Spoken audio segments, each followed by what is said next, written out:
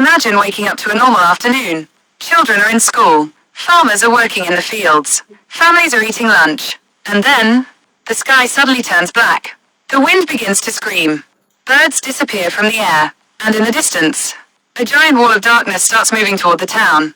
Not a storm, not heavy rain, but the deadliest tornado in American history.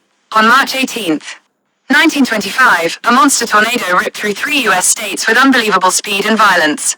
Entire towns vanished within minutes. Hundreds of people never made it out alive. This is the terrifying story of the Tri-State Tornado of 1925. March 18, 1925. The day started quietly across Missouri, Illinois, and Indiana. People had no warning, no radar, no emergency alerts. Back then, weather forecasting was extremely limited. Most Americans had never even seen a tornado warning in their lives. But high above the clouds, nature was creating something horrifying. Warm, humid air from the south collided with cold air from the north. The atmosphere became unstable, and soon, a massive supercell thunderstorm began to form. Nobody knew it yet, but history was about to change forever. At around 1 p.m., near Ellington, Missouri, a tornado touched the ground, but this wasn't an ordinary tornado. Witnesses described it as a gigantic black wall stretching across the horizon. Some people didn't even realize it was a tornado at first. It moved unbelievably fast, sometimes over 60 miles per hour.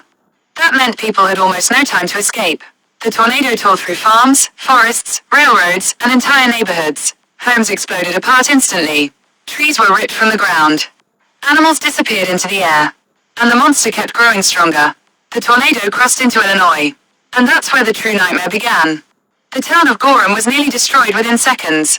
Buildings collapsed instantly. Families were trapped under debris. Then came Murphysboro, one of the deadliest moments in tornado history. Schools were destroyed. Homes were flattened. Entire streets vanished. People were thrown hundreds of feet through the air.